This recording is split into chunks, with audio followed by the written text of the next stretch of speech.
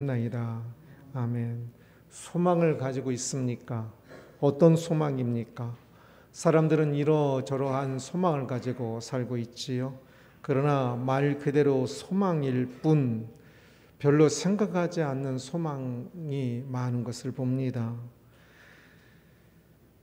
사실 소망 없이 이 세상을 살아간다는 것은 절망의 도가니와 같습니다. 소망이 없이 살아가면 이 세상은 순간순간이 절망일 수밖에 없는 것이지요.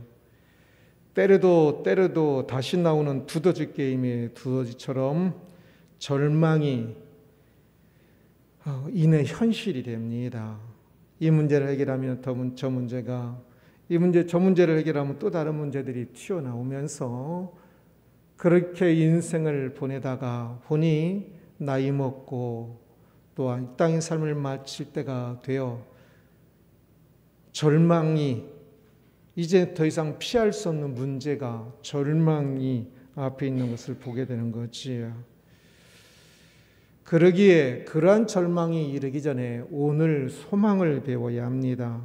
소망을 알아야 합니다.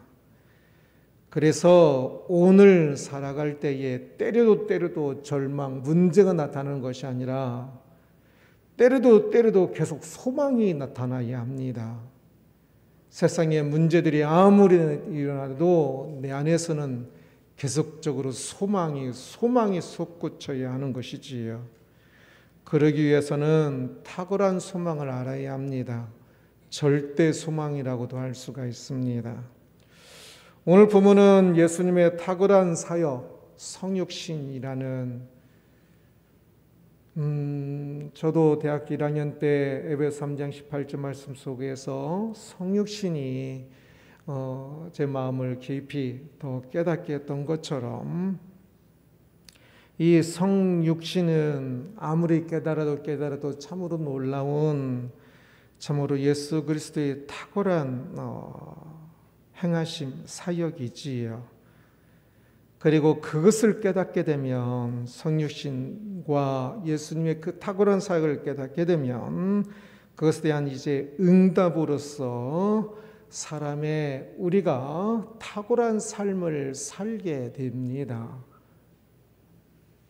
바로 그것에 대한 이야기입니다. 예수님의 성육신이라는 놀라운 사실을 알게 되면 우리는 이제 그것을 알게 되면 우리는 이제 완전히 다른 사람이 됩니다. 그것을 알기 이전의 상태로는 결코 되돌아갈 수 없습니다. 그 예수 그리스도의 사역이 참으로 탁월하고 놀랍기 때문이지요. 그래서 이제는 성육신은 우리의 삶에서 써내려가는 놀라운 이야기를 또 만들어 내게 됩니다. 예수 그리스도의 그 성육신이 내 삶에서 어떤 이야기들을 만들어 갔습니까? 하나님의 아들이 사람이 되었다는 사실은 아무리 생각해도 놀랍습니다. 하나님의 아들이 사람이 되신 그 이유도 아무리 생각해도 놀랍습니다. 그 모든 것이 우리를 위해서 일어났는데 우리가 어찌 가만히 있을 수가 있겠습니까? 예수 그리스도의 그 사랑은 생명력이 있어 그 사랑은 더욱더 커서 우리가 지금 이해하고 있는 것보다, 알고 있는 것보다 더욱더 커서 그 사랑은 날마다 더 자라가야 합니다.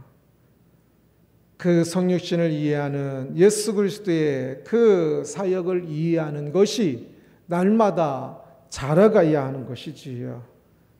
그리고 그것을 알면 알수록 우리의 삶도 자라갑니다.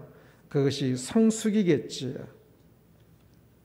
그런데 그러한 당연한 믿음의 길을 방해하는 것들이 있지요. 그래서 안타깝게도 믿음에서 멀어지는 사람이 있는 것에 대해서도 이 앞부분에서 이야기했습니다. 무엇 때문에 멀어질까요? 여러 이유가 있을 수 있겠지만 사람들은 보통 이제 현실 때문이다라고 이야기를 합니다. 역시 지난주 말씀처럼 목구멍이 포도청인 것이지요. 먹고 살기 위해서. 사람들을 보십시오. 목구멍이 포도청입니다. 그러나 사실 그것은 매우 비현실적인 모습입니다. 목구멍이 포도청인 것은 가장 현실적인 문제인 것 같으나 실상은 가장 비현실적인 문제입니다. 현실이라는 뜻은 실제로 존재하는 사실, 실제로 존재하는 실제현입니다. 존재하는 실입니다. 실제로 존재하는 사실인 것 같으나 실상은 현실이라는 것이, 사람들이 말하는 그 현실이라는 것이 지극히 일부분적인 것이어서 당장 목구멍이 포도청인 거, 안 먹으면 배고프고 안 먹으면 죽고, 안 입으면 사람들이 내 명예를, 좋은 옷을 안 입으면 사람들이 나를 가벼이 여기는 것 같으니까 이게 포도청이지요. 그러나 그 현실은 우리 인간이 살아야 할 그 현실을 그대로 보여주는 것이 아닙니다. 어찌 사람이 먹고 사는 것에 급급한 것이 인간이겠습니까?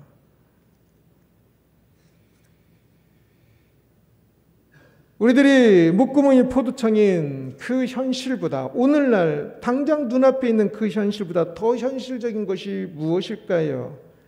그것은 신앙인이 가지고 있는 소망입니다.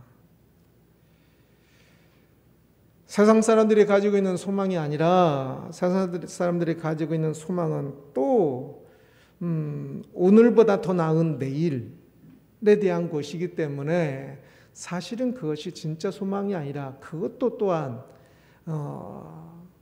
많은 가짜 현실을 가지고 있습니다. 오늘보다 더 많은 가짜지요. 그러나 신앙인이 가지고 있는 소망은, 그것은 오늘 우리들이 보고 있는 어떤 현실보다, 오늘 당장의 어떤 것보다 더 현실적인 것입니다. 그것을 저는 탁월한 소망이라고, 절대 소망이라고 이야기하고 싶은데, 신앙인이 가지고 있는 그 소망은 오늘날의 어떤 현실보다 더 현실입니다. 이것이 이해되는지요? 이렇게 생각하는지요? 13절을 봅니다. 하나님이 아브라함에게 약속하실 때에 가리켜 맹세할 자가 자기보다 더 큰 이가 없으므로 자기를 가리켜 맹세하여. 하나님이 아브라함에게 약속하실 때라고 말합니다. 하나님께서 아브라함에게 약속하심으로 소망을 주신 것에 대한 이야기입니다.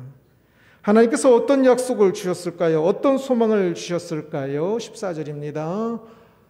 이르시되 내가 반드시 너에게 복주고 복주며 너를 번성하게 하고 번성하게 하리라 하셨더니, 너를 번성하게 하고 번성하게 하리라고 말씀하십니다. 강조하여 말씀하셨죠. 강조하지 않으셔도 될 분이 강조하여 말씀하고 있습니다. 약속하셨습니다. 나중에 번성하게 하리라는 약속입니다. 소망입니다. 그런데 이 소망이, 이 약속이 이루어졌을까요? 이루어졌지요. 그런데 아브라함이 죽고 나서 아주 오랜 후에 이루어졌습니다. 아브라함의 지금 자손을 약속하고 계시는데, 이 자손은 혈통의 자손을 말하는 것이 아니라 믿음의 자손을 의미합니다. 그렇다면 오늘날 수많은 믿음의 자손들이 있으니 번성하고 번성했다라고 말할 수 있을 것입니다. 그러나 분명한 것은 아브라함이 살아있는 동안에는 이 약속이 결코 이루어지지 않았다는 사실입니다. 혈통의 자손도, 영혼의 이 믿음의 자손도 결코 많지 않았습니다.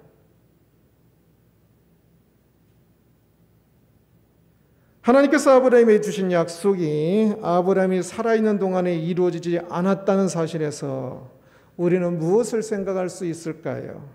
하나님께서 약속을 어기신 것입니까? 아닙니다. 약속을 정확히 지키셨습니다. 아브람은 어떻게 생각하였을까요? 아브람 또한 하나님께서 약속을 지키셨다고 분명히 그렇게 생각할 것입니다. 그렇다면 어떻게 약속을 지키신 것입니까? 미래에 성취되는 것을 약속으로 받아들여야 약속이 이루어진 것이 되는 것이겠지요.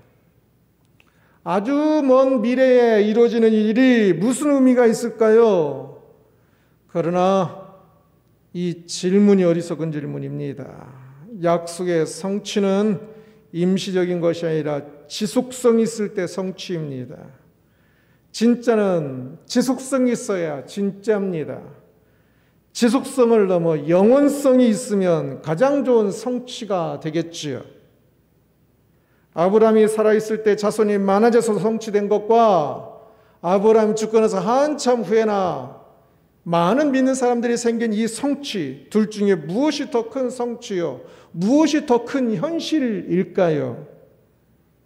비교도 할 수 없을 정도로 이후의 성취가 아브라함 죽고 한참 이후에 일어났지만 이 성취가 훨씬 더 크고 중요하고 현실적인 성취입니다.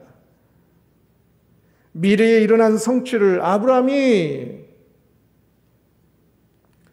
훨씬 더 큰 성취로 아브라함도 믿었습니다.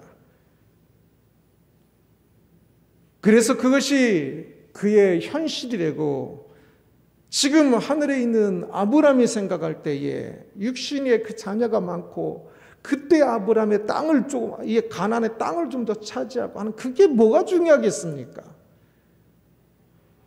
지금 많은 믿음의 자손들이 있는 것이 진짜 중요하고 진짜 큰 현실이겠지요. 아브라함의 경우를 보면 아브라함이 살아있을 때의 현실보다 아브라함이 죽고 나서 번성한 것이 오히려 더 분명한 현실입니다. 이것이 영원토록 영향을 미치고 영원토록 가치 있는 일입니다. 진짜 중요한 현실은 사실 오늘에 있지 않고 미래에 있습니다. 우리의 삶에 대해서 선악간의 심판이 있는 그때 모든 현실을 철저히 보고 느끼게 될 것입니다. 그때 심판이 영혼을 좌우하지요. 그때 천국을 백성이 되고 지옥으로 또한 지옥 백성이 되는 이것이 얼마나 크고 중요한 현실이겠습니까? 지금 우리에게 있는 돈이 있고 없고 이 현실이 중요하겠습니까? 마지막 예수님 앞에 심판받을 때 지옥 갈 것인지 천국 갈 것인지 그것이 현실이겠습니까? 그때 빛나는 것이 현실이지 않겠습니까? 오늘 빛나는 것은 현실이 아닙니다. 마약처럼 일시적인 것은 현실이 아닙니다. 오늘 아무리 좋아도 지금 너무 행복해, 너무 좋아. 그래도 심판받을 때 이것은 악한 것이다라고 심판하시면 지금 좋은 것이 현실입니까? 심판받을 때 악하고 게으른 종아라고 책망받는 것이 현실입니까? 그게 현실 아니겠습니까? 지금 너무 좋아 이게 다가 절대 아닙니다. 현실이 아닙니다.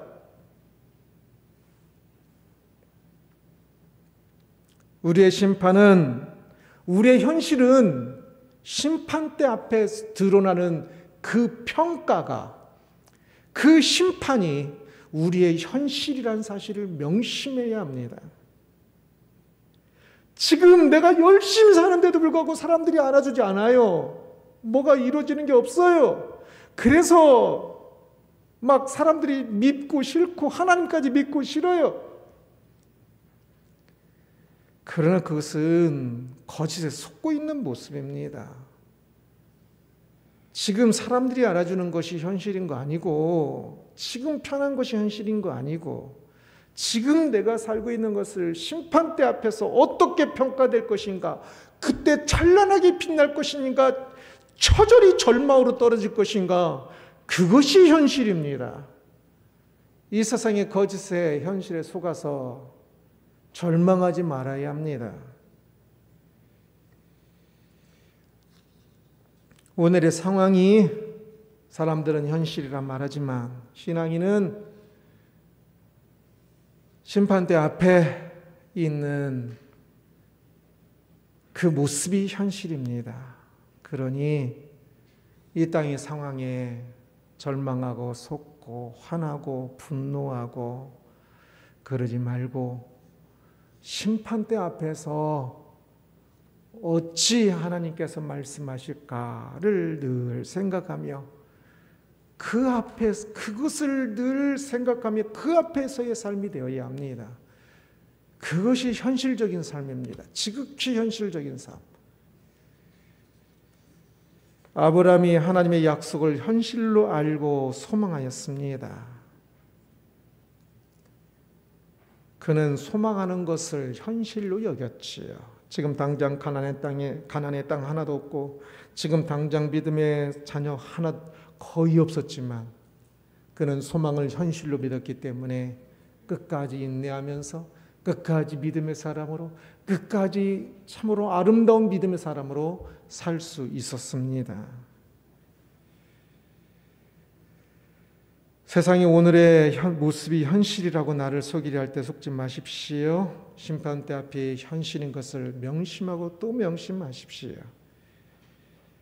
그래서 하나님의 약속인 이 성경이 현실입니다.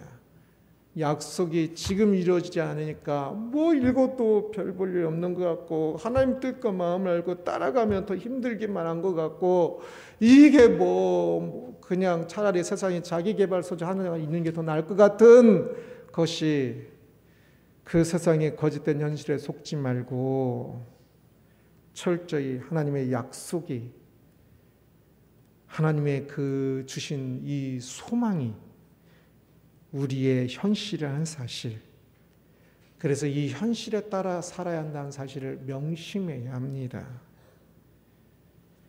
신앙인은 그래서 소망을 붙잡아야 합니다. 이것이 우리들이 살아야 할 현실이니까.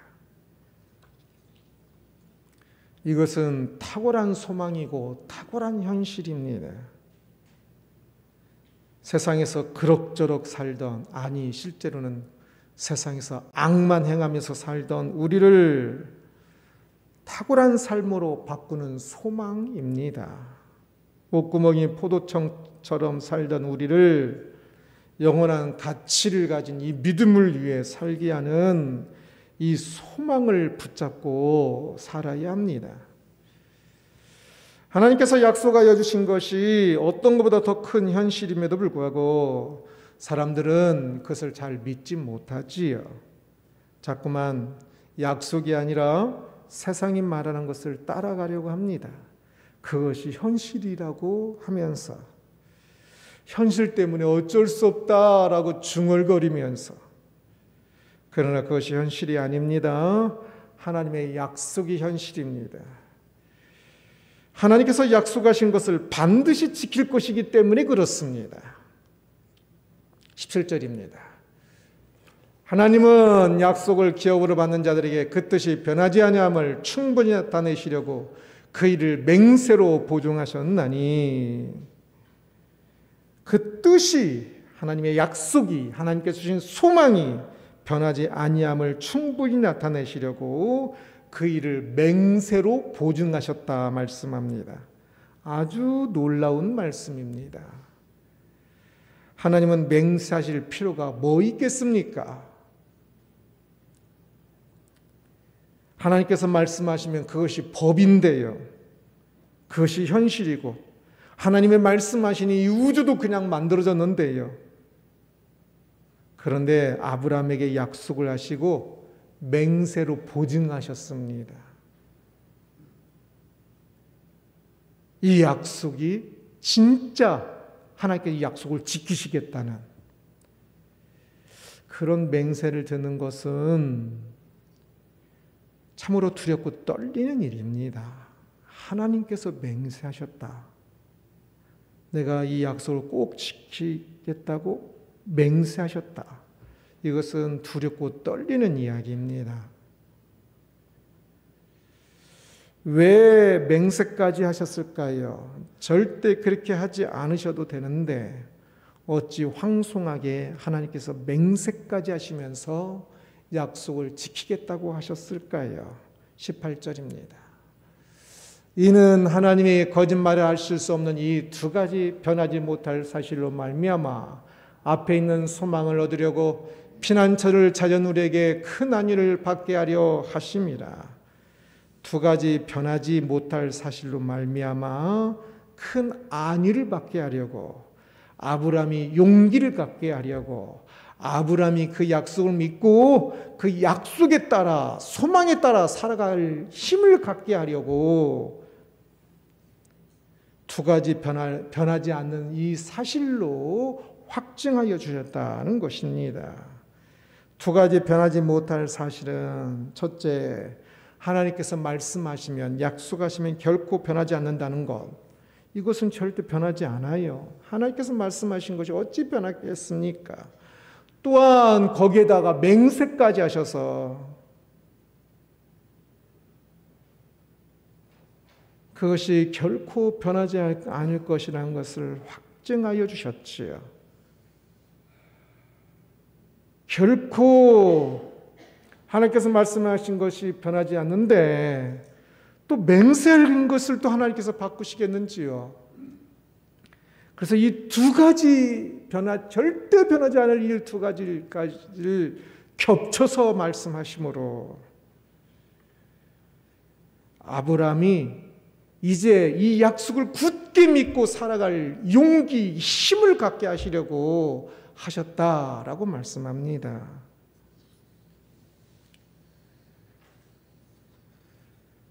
그래서 이것은 또한 아브라함에게만 아니라 또한 우리에게도 마찬가지입니다.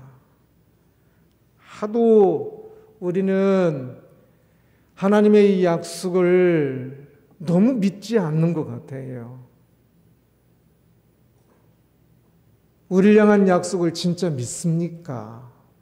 우리를 향하여 하나님께서 맹세까지 하시면서 약속을 믿으라 믿으라 말씀하고 계십니다.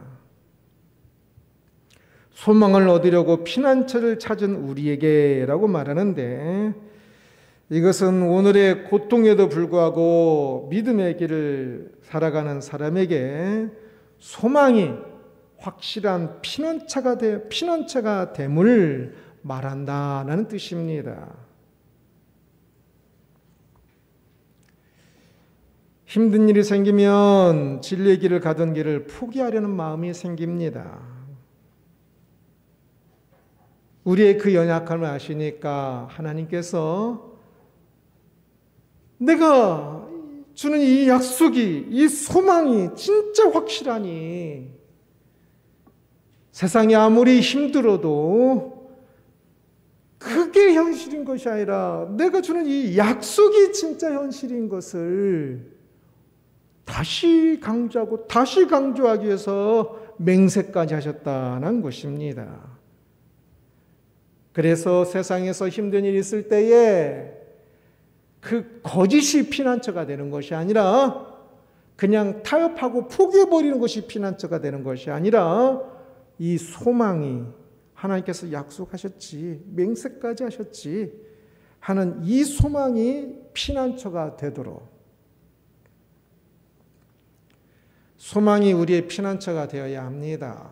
그런데 사람들이 어려운 일이 있으면 하나님부터 원망하는 것을 보아요. 하나님의 약속을 붙잡는 것이 아니라 하나님을 원망부터 하는 것을 보아요. 많은 사람들이 그래요. 그게 인간적인 모습인 것처럼 말하곤 하는데 그게 인간적인 모습이 아니라 악한 모습입니다. 어떤 경우로도 할 수만 있으면 하나님을 향하여 그런 참 함부로 말하는 그런 불평이나 그런 그냥 막대먹은 말들을 하지 않도록 해야 합니다. 불평이 우리의 피난처가 아니라 소망의 피난처가 되어야 합니다. 세상이 힘들고 어려울 때에 하나님께서 약속하신 소망이 무엇인지를 잘 생각해 보십시오. 깊이. 세상에서 믿음의 길을 가다가 선한 길을 가다가 억울한 일을 당했을 때에 내게 왜 이런 일이 일어나냐고 할 것이 아니라 그 일을 가지고 심판대 앞에 섰을 때 어떻게 될지를 생각해 보십시오. 진짜 믿음의 길을 가다가 억울한 일 당하고 어려운 일 당했으면 심판대 앞에서 얼마나 자랑스럽겠습니까? 얼마나 찬란하게 빛나겠습니까? 그것을 생각하면 지금 어려운 일을 당해도 그 어려운 일이 나를 짓누르는 것이 아니라 그 소망이 나의 마음을 날개 달게 만들 것입니다. 그 소망이 스트레스도 짓눌렸던 나에게 피난처가 될 것입니다. 짓눌림에서부터 벗어날 수 있는 19절입니다. 우리가 이 소망을 가지고 있는 것은 영혼의 닷 같아서 튼튼하고 견고하여 휘장 안에 들어가나니 이 소망을 가지고 있고 소망을 생각하며 사는 것은 영혼의 닷과 같다라고 말합니다. 신앙인을 바다 위에 표류하는 배에 비유하고 있는 건데요. 사도행전에서 바울이 탄 배가 로마로 항해하다가 폭풍을 만났을 때 시리기스 모래톱에 걸릴까봐 닷을 내렸지요. 그래서 배가 가능하면 그쪽으로 표류되지 않도록. 그래서 좌초하지 않도록. 영적 싸움의 한복판에서 소망은 영혼의 닷과 같습니다. 이 영혼은 나의 모든 중심, 나의 모든 것이라고 생각하면 됩니다. 내 영혼에 나의 모든 것에 닷과 같습니다. 소망이 없으면 닷을 내리지 않으면 세상의 폭풍에 이리 흔들리고 저리 흔들리고 저리 가다가 결국은 좌초할 것입니다. 그러나 소망을 가진 자는 세상이 아무리 흔들어도 다시 바닷속의 깊은 곳에 딱 움키고 있기 때문에 세상이 아무리 흔들어도 흔들리지 않습니다. 세상은 우리의 소망을 뺏어갈 수 없거든요. 그 소망이 진짜 현실이거든요. 이 영혼의 닷 같은 소망이 없으면 어떻게 되겠습니까? 난파된다니까, 이리저리 흔들린다니까요. 흔들리다 끝나는 인생이 될 겁니다. 바람이 이리 불면 이리 가고 저리 불면 저리 가다가 결국은 좌초하는. 소망을 가지고 사는 것을 너무 잊어버리고 있는 것을 보아요. 천국 소망, 이 육체적인 질병과 돈 걱정과 사람 관계의 아픔과 모든 아픔들이 없는 그 천국에 대한 소망. 마지막 심판대 앞에서 참으로 잘했다 충성된 종아라고 말씀하시는 예수 그리스도의 그 말씀을 드릴 그 소망, 영원토록 찬란하게 빛나게 살 그 소망, 이 땅에서 믿음으로 산 것에 대해서 하나님께서 그 믿음의 삶에 대해서 큰 풍성한 것으로 상급을 주실 것에 대한 소망, 이 소망이 없으니까 말씀을 따라간 이 삶이, 이 약속이, 이 언약을 지킬 때 하나님께서 기뻐하시고 하나님께서 풍성한 또한 언약으로 약속하신 것을 우리에게 주시는 그 소망, 그 소망이 없다 보니 세상의 풍파에, 세상의 바람에 이리 흔들 저리 흔들 멋대로 흔들리다 끝나고 흔들리다 좌초고 끝나는 있지는 않습니까?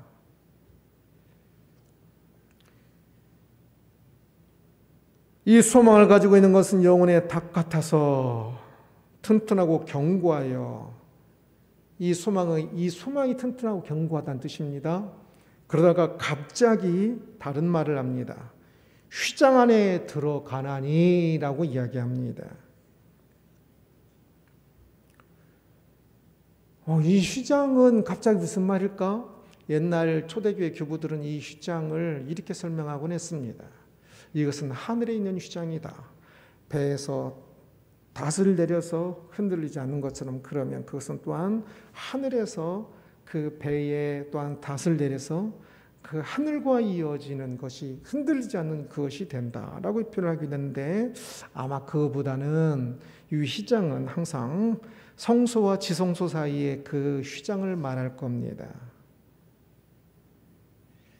이것은 소망을 가지고 세상의 폭풍을 이기며 세상이 흔들리지 않고 소망 때문에 소망을 단단히 붙잡아서 흔들리지 않고 살아가면 휘장 안에 들어간다. 곧 휘장 안은 지성소지요. 하나님의 임재의 자리를 상징하지요. 그 하나님의 임재 앞으로, 하나님의 임재의 충만한 임재 앞으로 들어간다는 것을 의미합니다. 심한 폭풍이 불 때 사람들은 왜? 라고 말하곤 합니다. 그러나 세상이 폭풍 부는 것 당연해요. 그곳에서 우리는 소망을 바라보아야 합니다. 그래서 왜 나에게 이런 일이 일어납니까? 열심히 교회 다니는데, 열심히 믿었는데 라고 말할 것이 아니라, 그날에 이것까지도 회복하게 하실 것을 믿습니다 라는 소망을 가지고, 진짜 사랑하는 자녀가 죽었습니다. 그러면 그것이 어떤 일인가요? 상상할 수 없는 아픔이 일어나겠지요. 진짜 사랑하는 배우자가, 누군가가 억울하게 죽었습니다. 왜를 100번, 1000번을 외쳐도 결코 답이 있지 않을 것입니다.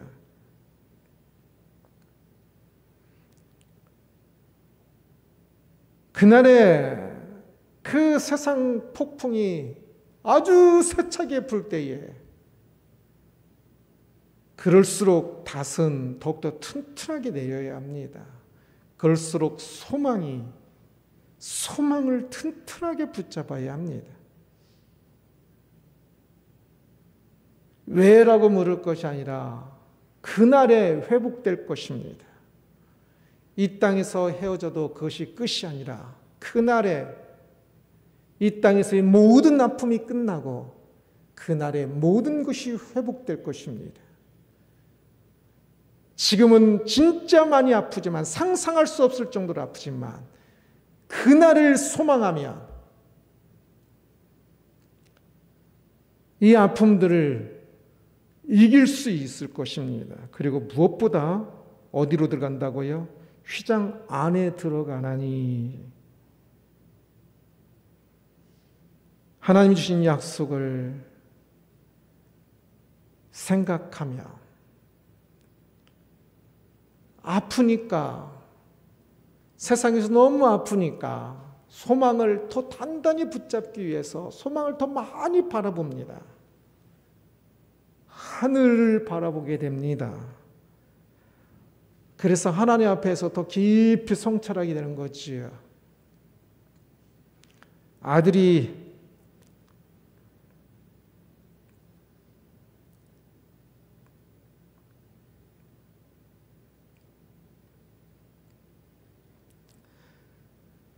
십자가를 지실 때의 그 하나님의 아픔과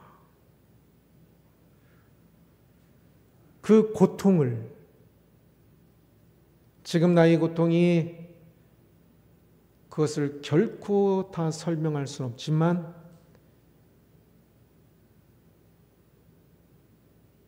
하나님의 아들이 사람이 되셔서 십자가를 질 때에 하늘에 계신 하나님 아버지의 아픔과 십자가를 지던 예수 그리스도의 그 아픔을 아주 조금이나마 이해하게 되면서 휘장 안에 들어가게 되는 겁니다. 십자가에 머물지 아니하고 부활하신 예수 그리스도를 다시 생각하면서 우리를 이 모든 이 고통에서 건지시기 위하여서 오셔서 십자가를 지고 또한 부활하셔서 소망을 주신 그 하나님의 마음을 깨달을 때 지성소로 들어가는 겁니다. 깊이 깨달으면서 휘장 안으로 지성소로 들어가는 것입니다.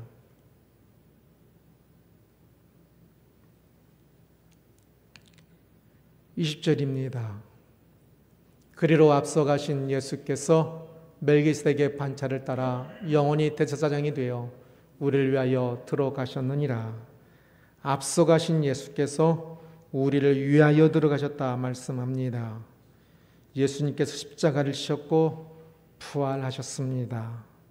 앞서가셨습니다. 우리를 구원하시는 그 길을 앞서가셨습니다.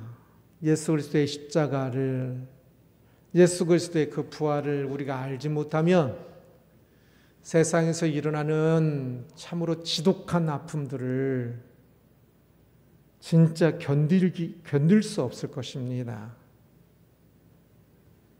그러나 앞서가신 예수 그리스도가 계셔서 우리는 이제 다시 소망할 수 있습니다. 우리의 십자가를 지는 것을 두려워하거나 불만하지 않고 소망을 가지고 하나님 앞으로, 하나님께로 가까이 한 걸음 한 걸음 가게 되는 것이지요. 그래서 휘장 안으로 들어가는 겁니다. 그리고 그것이 가장 영광스러운 일이요, 가장 큰 현실입니다. 탁월한 소망이란 제목으로 말씀을 보았습니다. 히브리서는 탁월함이 가장 중요한 단어입니다. 영어로는 그래서 스퍼러티를 많이 씁니다. 이 단어를 히브리서를 강의하면서 수백 번 이상 말하게 될 것입니다. 아마 지금 6장인데 벌써 100번 이상, 수백 번 벌써 말을 했을 것입니다. 우리는 이 세상에서 그럭저럭 살다가 절망의 늪에 빠질 그런 삶이 되어서는 안 됩니다. 우리를 건지시기 위하여 예수 그리스도께서 오셔서 하늘의 하나님의 아들이 이 땅에 사람이 되셔서 성육신 하셨다라고 이야기합니다. 그 놀라운, 그 탁월한 일, 그 앞에 우리가 응답하는 삶을 살아야 합니다.